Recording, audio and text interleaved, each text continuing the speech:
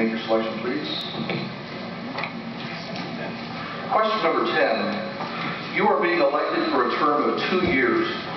What are the 2 or 3 most important things you would like to accomplish before the next election in 2012? Well, first off, thank you for everyone for attending. Thank you to the IPFW and the Down Center, and thank you to Willow and the moderator. The first thing you have to do is you have to repeal the health care bill.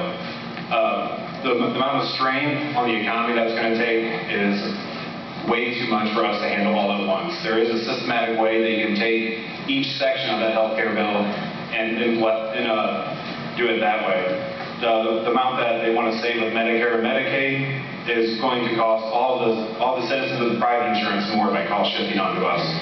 So by taking the health care bill out of the equation, you can do it systematically, one step at a time, in smaller sections, instead of $1 trillion bill to spend on everything.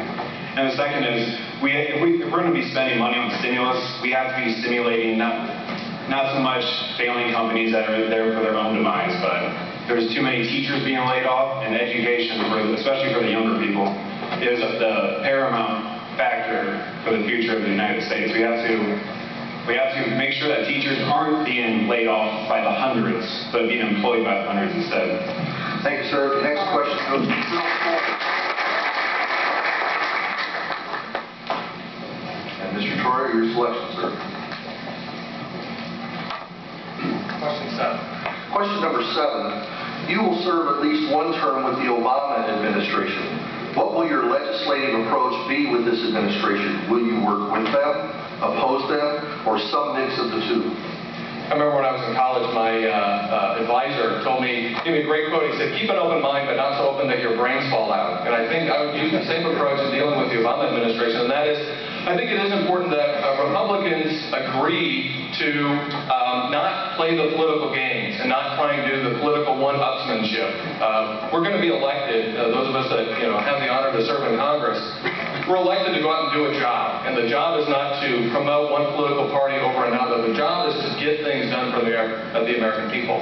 That being said, though, that does not mean that Republicans should, and especially conservatives, should forfeit their values. What we need to do is convince Democrats to cross the aisle and to adopt our principles, not the other way around.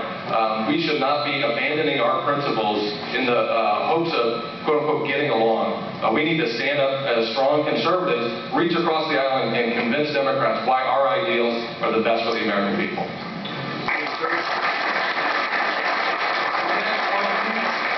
Randy Board.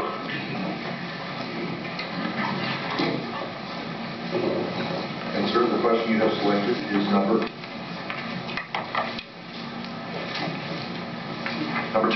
Question 2. Can you name a Democratic member of the U.S. House of Representatives that you think you could work with on issues that would be important to Northeast Indiana? Thanks for the question. I didn't draw the number, sir. I'm sorry, but I have not memorized the Congressional directory on the Democrat side. But I would simply say I didn't have the Democrat directory memorized when I joined the Indiana General Assembly in 2002.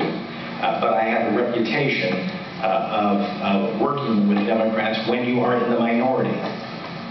And that is a very big distinction between being in the majority. As most legislators know, when you're in the minority, your bills do not get heard.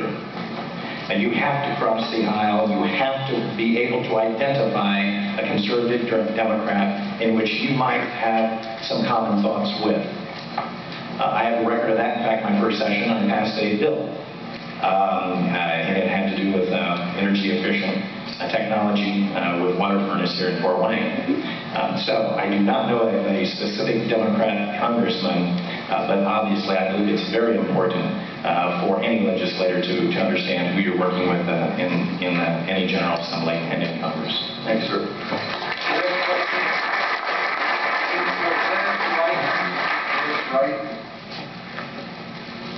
He's down there on the end. We'll get the microphone and the question bowl to him. And sir, the question you picked is Question number 3. Do you think it is necessary to seek alternative forms of energy? Is nuclear energy a viable option? First, I think we need to understand what energy we have in this country. This country requires an abundant, readily available, and relatively cheap supply of electricity. The other type of energy we have is fuel that runs our cars, our trains, our buses, and moves us around. So specifically, nuclear power, of course, is a viable source of electrical energy. Oil is a source that moves us around the country. And in spite of the fact that most Democrats seem to think that we're running out of oil, they have alarmism and the terrible tragedies going on in the Gulf notwithstanding, we need to drill, baby, drill. I have been a supporter of that for quite some time. I don't think I have that sticker on the back of this Corvette. At any rate, there are abundant, if you fly over the Poverty Ride River periodically, we have a big wind farm up north of here. This type of energy, the requirements that we have to replace our electric grid, the numbers are staggering that you would need doing it is not anywhere near the foreseeable future.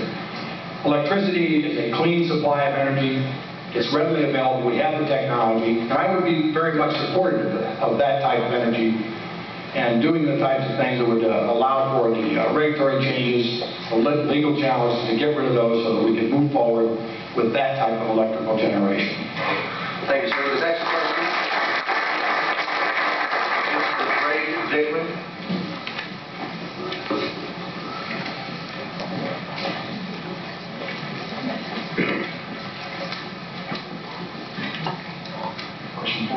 Question number 4.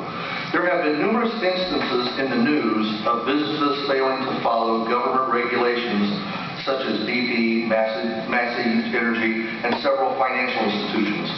What are your thoughts about the level and or quality of our federal government's regulatory oversight?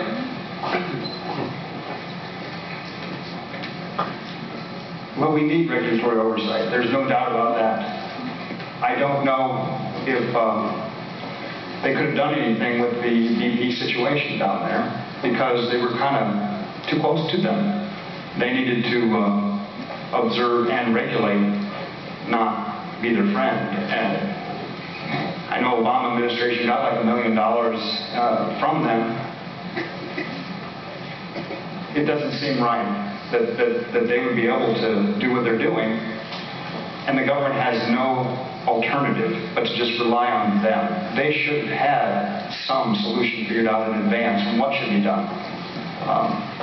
We need regulatory oversight on our banking situation, or our banking industry, just to make sure that things are done properly. The way they were doing it is really gambling. I know there's trillions of dollars you don't even know that are out there that still are going to cause the system to collapse more. And the biggest nations, we need to get control of ours and not try and rescue theirs. It's just essential to our country that we do that. Thank you.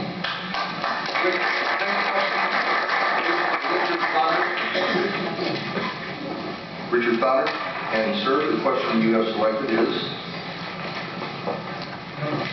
question number 5. What do you see currently as the most important function of a U.S. Congressman, and what is it you can really do for us should you in fact be elected?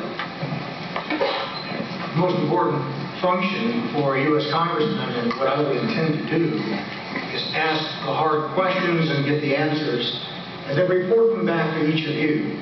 I've been a practicing attorney for over 30 years.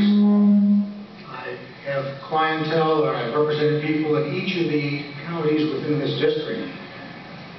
I have found in talking with people, talking with juries, talking with the appellate court, talking with judges, talking with other individuals, that information is extremely important. A congressman's obligation is to the people who elect that congressman, all of the people within the district. You need to know what's going on and why it's going on. Obama administration, you recall the promises he made to you? He said, we will open the doors so that you can see and listen to what we do. Instead, when he wanted to get his health care bill through, he closed those doors. Backroom deals were going on and on. Folks, votes were bought. It's an outrage.